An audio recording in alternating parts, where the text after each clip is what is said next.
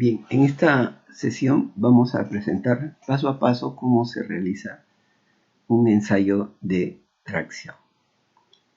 En principio, se requiere saber las características, por ejemplo, las características mecánicas de una probeta de latón, que es una aleación de cobre, zinc y plomo, en este caso. Y para dicho fin se tiene una probeta con las siguientes dimensiones relevantes. ¿Ya? Solamente estoy indicando el diámetro inicial y la longitud inicial entre dos puntos de referencia. Existen, dicho sea de paso, normas, por ejemplo las de la ASTM, en las cuales se encuentran las dimensiones para diferentes tipos de probetas. Bien, pero la que nos interesa principalmente son las dos dimensiones indicadas. Entonces tenemos que disponer de una máquina de tracción, que básicamente consiste en un sistema, por lo general, electro-óleo-hidráulico, una mordaza fija y una mordaza que se desplaza mediante los pistones hidráulicos, ¿no? Y permiten que a la probeta que se instala entre sus mordazas aplicarle fuerzas. Mientras se le va aplicando fuerzas, se va deformando la probeta hasta romperse. Por supuesto, tiene un área de control. ¿Bien? Correcto. Entonces, una vez que disponemos de las probetas y de la máquina, fijamos la probeta en las mordazas y al activar el sistema, entonces este cabezal se va a estirar, a subir, va a estirar la probeta hasta romperla. Entonces, esto quiere decir que a la probeta se le va a estar aplicando fuerzas cada vez mayores y entonces la longitud entre los dos puntos de referencia va a aumentar. Y esos datos son los que se proporciona mediante el ensayo. La máquina nos entrega esos datos. Y por lo tanto, podemos tener entonces las deformaciones, cuánto se estiró el material, ¿no? Hasta romperse y qué fuerza se le aplicó. Entonces, esta tablita, estos datos nos entrega la máquina. En algunos casos nos entrega un listado, en otros casos nos entrega el listado e inclusive un gráfico, ¿de acuerdo? ¿Sí? Bien, y en máquinas mucho más sofisticadas, computarizadas, hasta nos entregan mucho más datos que son necesarios y después lo vamos a identificar esos tipos de datos ya procesados. Bien, entonces aquí podemos distinguir que hay un estado inicial, no se aplica fuerza y la probeta tiene entre sus dos puntos de referencia 2 pulgadas.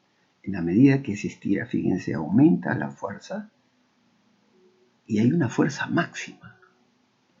Esta es la fuerza de rotura. Y después empieza, perdón, esta es la fuerza máxima, no es la de rotura. Después la fuerza sigue aumentando, ¿no? Hasta llegar en este caso a 1420 libras fuerza, y aquí se rompe la probeta. Y al romperse la probeta, esta es la longitud que tenía, ¿no? O sea, cuando la distancia entre los dos puntos es de 2.12 pulgadas y se le aplica 1420 libras, la probeta se rompe. ¿Sí? Entonces aquí se identifica la fuerza máxima y la fuerza de rotura. Muy bien. Entonces, basado en estas tablas, fíjense qué cosa es lo que se puede obtener. Se puede obtener una curva, fuerza aplicada versus longitud entre puntos. ¿Sí? Se puede obtener esta curva. Si la máquina no lo proporciona, nosotros podemos obtenerla ploteando los pares correspondientes, ¿no? Y si la proporciona, obviamente, ya la disponemos directamente. Bien. Ahora, había considerado al comienzo que habían dos dimensiones relevantes. Una era el diámetro inicial y otra es la longitud inicial. Entonces, a partir del diámetro inicial, nosotros podemos calcular cuál es el área de la probeta inicial, ¿no? ¿Cuál es el área de la probeta inicial? ¿A qué me refiero?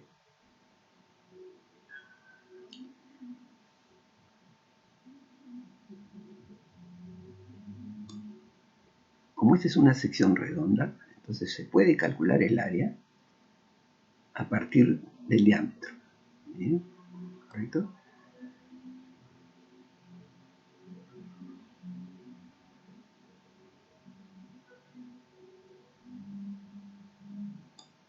Y este es el área encontrada, ¿no? ¿Correcto?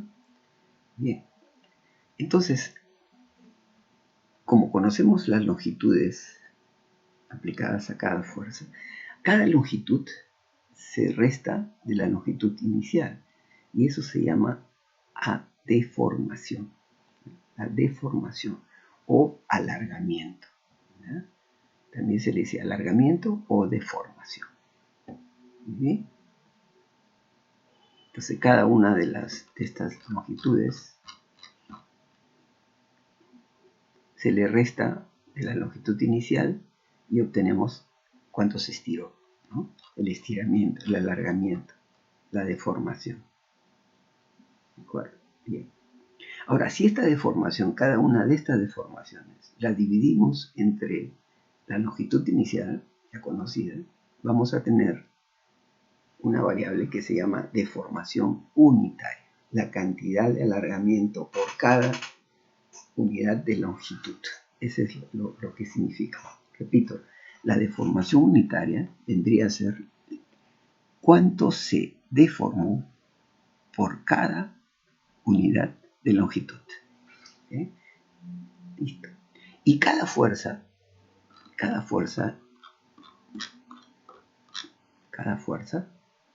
aplicada la vamos a dividir entre el área inicial. Y esa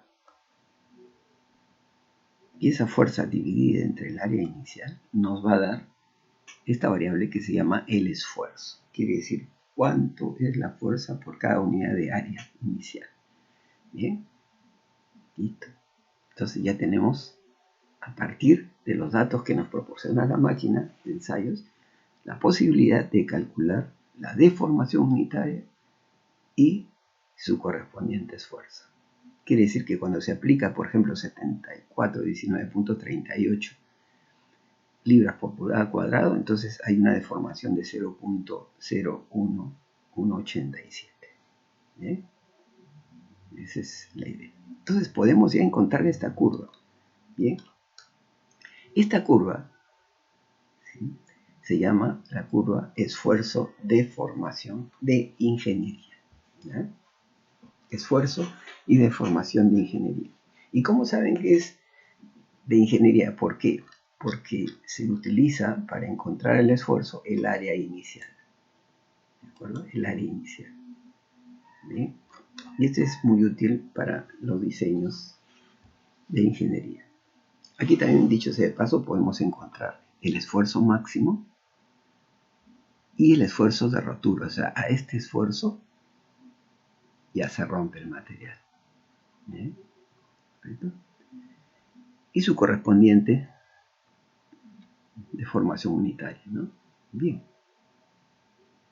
Ahora, en este caso, por ejemplo, fíjense, no hay un cambio, no hay una zona de fluencia, ¿no? Quiere decir, no hay una zona que nos diga está pasando del estado elástico al plástico, no. Es una forma también para ciertos materiales, ¿no? De no tener esa zona característica, ¿no?, del paso, repito, de la zona elástica a la zona plástica. Bien. Entonces, para eso hay que encontrar una variable también que se llama esfuerzo de excedencia convencional. ¿Ya? Esfuerzo de excedencia convencional. ¿Y qué cosa es el esfuerzo de excedencia convencional? Es el esfuerzo para el cual la deformación unitaria es 0.002. Así de simple, pero aquí no lo tenemos, fíjense. ¿Ya? En los datos que hemos procesado, no tenemos esa deformación unitaria. Entonces, si se quiere saber esa deformación unitaria como referencia, entonces lo que tenemos que hacer es interpolar. ¿No? Si hacemos una interpolación considerando comportamientos lineales, ¿no? Entonces podemos encontrar el esfuerzo de fluencia convencional, así llamado, ¿no? Calculado para una deformación unitaria de 0.002. Entonces aquí tenemos sigma 2 menos sigma 1, esa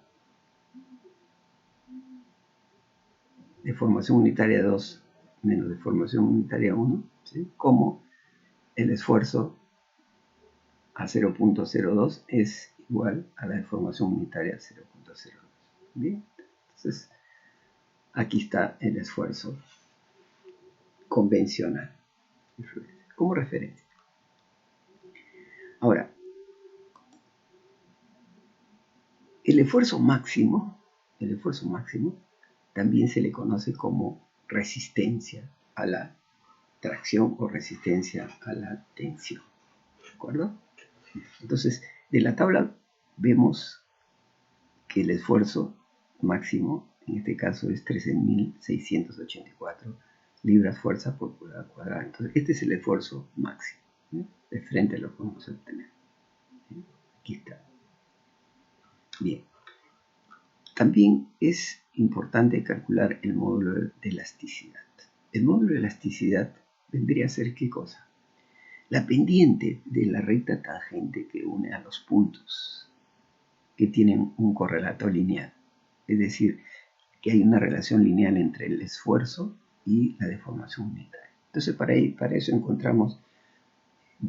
escogemos dos puntos de los que están en una recta aproximada, y estamos escogiendo en este caso el punto 2 y el punto 1. Podemos calcular entonces la diferencia de los esfuerzos y la diferencia de las deformaciones unitarias, y haciendo la división tenemos la tangente, y la tangente vendría a ser la pendiente de esta recta, y esa pendiente es conocida como módulo de elasticidad o también como el módulo del Young. Aquí está, ¿eh? Entonces el esfuerzo 2 menos el esfuerzo 1 entre la deformación 2 y la deformación 1 para dos puntos que se encuentran en esta línea recta que une los puntos que hemos encontrado. Bien. Aquí está. Esta es la deformación unitaria. Entonces, a partir de esta deformación unitaria para esta línea de comportamiento lineal, podemos calcular el esfuerzo en función de la deformación unitaria. O sea, el esfuerzo va a ser igual al módulo de elasticidad multiplicado por la deformación unitaria. Bien. La elongación vendría a ser el porcentaje que se estiró la probeta respecto a la longitud inicial. Entonces, si la longitud inicial es 100%, el estiramiento adicional, ¿cuánto es? ¿Qué porcentaje es? Entonces, para calcular esto, se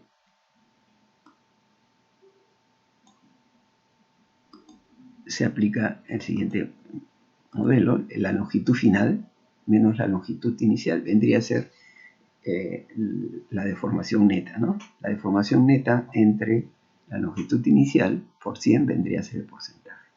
Entonces, en este caso, fíjense, la longitud final es 12.2, entonces, menos 2, o sea, 0.12, entre 2 por 100, entonces nos da un valor del 6%. ¿Qué cosa quiere decir?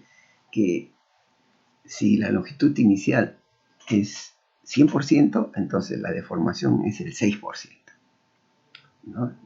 Y el 100% vendría a ser igual, en este caso, a 2 pulgadas, o sea, la longitud inicial. Bien.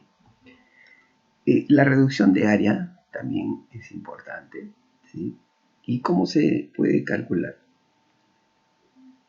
Una manera sería aplicando esta relación, la longitud inicial entre la longitud final. ¿Bien? Entonces se considera que el área final es proporcional a esta relación, un aproximado. ¿Bien? Después vamos a ver que hay otra, ¿no? Con medición directa. Entonces, como tenemos la longitud final y la longitud inicial, ¿ya? Entonces ya podemos hacer esta operación y tenemos que el área final es 0.1144373, ¿no? La longitud inicial entre la longitud final multiplicado por la longitud inicial, el área inicial, perdón. Bien, aquí está. Entonces tenemos el área final y aplicamos la fórmula de la reducción. El área inicial menos el área final entre el área inicial por 100. Y tenemos que la reducción del área ha sido de 5.66%. Esa fue la reducción del área de 5.66%. Bien. Otra forma es calcular el área final, ¿no? Midiendo directamente el diámetro final de la probeta. ¿Bien? Como lo vamos a ver posteriormente. ¿Bien? Por ahora, consideremos que se puede calcular el área final hallando este factor de proporcionalidad, que es el área inicial entre la longitud inicial entre la longitud final multiplicado por el área inicial. Bien. Ahora, cálculo del esfuerzo de fractura de ingeniería. Como este es el esfuerzo calculado con respecto al área inicial y este es el máximo, entonces ahí es donde se fractura, ahí es donde se rompe la probeta. Entonces este esfuerzo vendría a ser el esfuerzo de fractura de ingeniería, porque se calcula, repito, con respecto al área final, los esfuerzos. Bien. Y para diferenciarlo, por ejemplo, en este caso, este es el esfuerzo de rotura de ingeniería. Ahora vamos a calcular el esfuerzo de fractura o rotura real. Ahí, ¿qué cosa se hace? La fuerza de rotura, la que nos proporciona la máquina, pero entre el área final. ¿Ya? Ese es el esfuerzo real. Bien. De fractura. ¿Ya? En muchos casos de ingeniería, digamos, esto es cuando ya se trabaja en la zona plástica, pero por lo general se trabaja los diseños en la zona elástica, ¿no? Pero de todas maneras hay que saber la diferencia entre los esfuerzos de ingeniería y los esfuerzos reales. En este caso, mostrando el esfuerzo real, que es la fuerza de rotura, repito, entre el área final, no el área inicial. Bien. El módulo de la resiliencia. En principio, vamos a definir la resiliencia, es la energía que absorbe un material cuando trabaja en la zona elástica. Esa es la resiliencia. Pero ¿cómo se mide?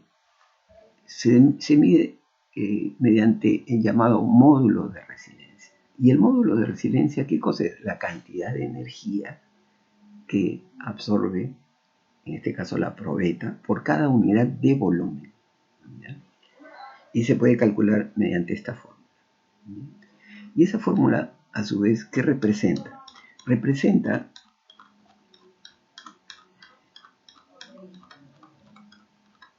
el área bajo la curva de esfuerzo de formación, pero el área que está en la zona de elasticidad. O sea, este es el comportamiento elástico. Una parte será proporcional, donde se aplica el módulo de Dion, y otra parte donde no es proporcional, pero sigue siendo elástico. Muy bien, esa es la resiliencia. ¿Y cómo se cuantifica? Por la cantidad de la energía por unidad de volumen. ¿Y eso cómo se obtiene? Eso se obtiene encontrando el área bajo esta curva, en esta zona. Pero también se puede obtener aplicando esta fórmula. 2 veces el esfuerzo de fluencia al cuadrado entre 2 veces el módulo de elasticidad. ¿Bien? Ahora, el módulo de elasticidad en este caso, ¿sí?, lo vamos a calcular bajo la siguiente premisa, ¿ya? Observen que las fuerzas van creciendo en un incremento continuo, cada 300, 0, 300, más 300, 600, más 300, 900, más 300, 1200, más 300, 1500. Pero a partir de ahí, ya no, pues, porque 1500 más 300 y 1800 no quiere decir que aquí ya no hay ese incremento. Entonces se puede considerar entonces en estos puntos que tiene un comportamiento elástico. Y ya a partir de este punto, el que he marcado ahí con un color diferente, ¿no?, ya cambia el comportamiento. Entonces podemos asumir que este es el esfuerzo de fluencia. ¿De acuerdo? ¿Sí? Entonces, considerando que este es el esfuerzo de fluencia y ya habiendo calculado el módulo de elasticidad, aplicamos la fórmula y encontramos que en este caso ese material absorbe por cada pulgada cúbica 115.927 libras fuerza pulgada. Libras fuerza por pulgada es energía. Energía por pulgada cúbica, energía por unidad de volumen, ¿no? Esa es la energía por unidad de volumen que la probeta absorbe durante su comportamiento elástico. Y en este caso estamos usando esta forma, ¿no?, de encontrar el esfuerzo de fluencia. Hay otra forma también de aproximar el esfuerzo de fluencia, considerando una deformación unitaria de 0.02 y trazando una línea paralela, ¿no?, a la línea que muestra un comportamiento lineal. En este caso, esta línea celeste, que está muy pegadita, ¿no?, es paralela a esta línea roja, que es parte de la curva de esfuerzo de formación, pero es parte del comportamiento elástico. Entonces, se traza una línea paralela, a partir de 0.02 se intersecta la curva y se lee el esfuerzo, y a eso se le llama el esfuerzo de fluencia, el límite elástico, ¿no? ¿Sí? Es el que se considera generalmente en este tipo de materiales. ¿Sí? Entonces, el módulo de resiliencia es la cantidad de energía, repito, por unidad de volumen en la zona plástica. Pero la resiliencia, ¿qué vendría a ser? ¿Qué vendría a ser la resiliencia? Esta resiliencia. ¿Qué vendría a ser la resiliencia? Lo voy a copiar aquí, ¿no? La resiliencia, ¿sí?, vendría a representar que es la energía que puede absorber, ¿no?, el material prácticamente sin deformarse, ¿no? Esa es la resiliencia. O sea, esos son los materiales resilientes, los que se necesitan muchos materiales resilientes en ingeniería. ¿Por qué? Porque esos materiales permiten absorber bastante energía, ¿de acuerdo? Eso es importante durante su comportamiento elástico. Bien, entonces quiero presentarles adicionalmente, digamos, el ensayo de tracción de una manera simple, ¿no?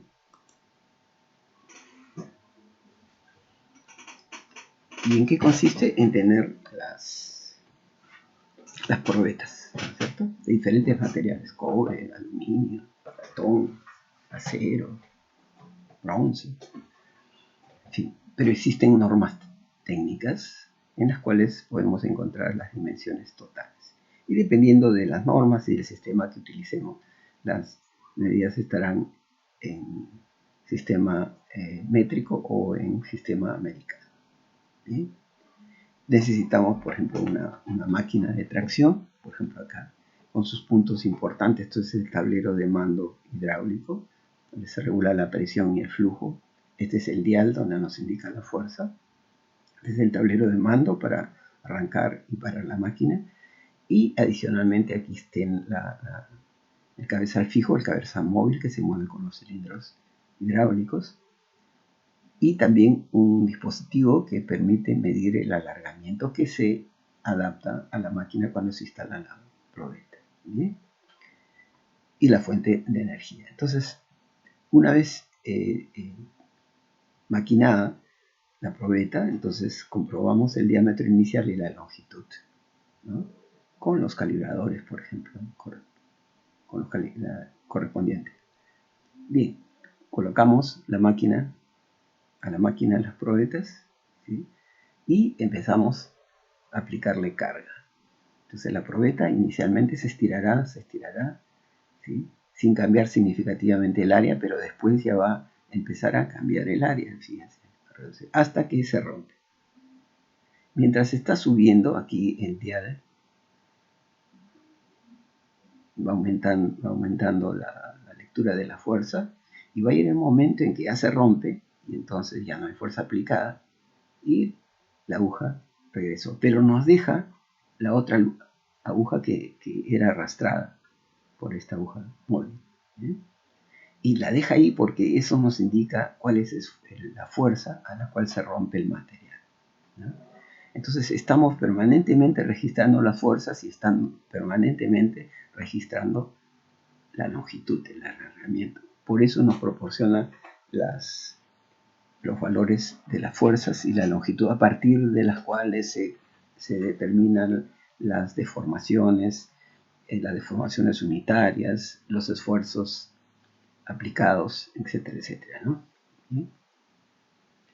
Esta es la curva fuerza de formación que nos proporciona la máquina, ¿no? O a partir de sus datos se plotean, dependiendo del tipo de máquina que utilicemos, y a partir de eso nosotros podemos comparar la longitud final, la probeta entre dos puntos, con respecto a la longitud inicial y el diámetro inicial, y si juntamos las probetas, ¿correcto? Podemos medir el diámetro y podemos calcular también directamente el área final para calcular la reducción del área, como les había mencionado anteriormente. Es otra forma directa, ¿no?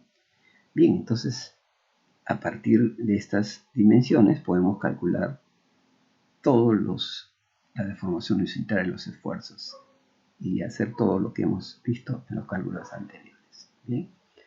Dicho sea de paso, también hay diferentes aspectos que se pueden observar, ¿no? En el tipo de fractura. Por ejemplo, en este caso un aluminio, poca estricción, ¿sí? Material menos dúctil, y tiene un tipo llamado copa cono, mucho menos pronunciada, ¿no? Bueno, esta es una forma característica del aluminio. Esta es una forma característica de rotura del cobre, alta estricción, ¿sí? O sea, quiere decir que el diámetro se reduce bastante. Esta es poca estricción, fíjense, o sea, el diámetro no se reduce mucho, ¿no? La estricción está relacionada a la variación del diámetro, la variación del área también, dicho sea de paso, ¿no? Entonces, cuando no varía mucho el área, quiere decir pues que el material tiene poca estricción, ¿no? Material menos dúctil.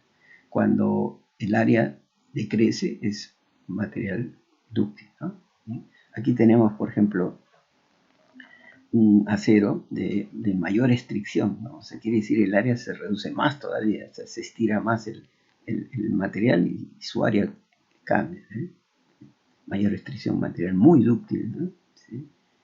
Y en cambio este material, fíjense, no cambia su área mucho y es un material frágil, ¿no? Entonces, cuando no cambia mucho el área, ¿sí? Es un material frágil. Cuando cambia mucho su área, es un material dúctil, ¿eh? Bien, entonces ahí tienen algunos aspectos importantes del interesante ensayo de tracción.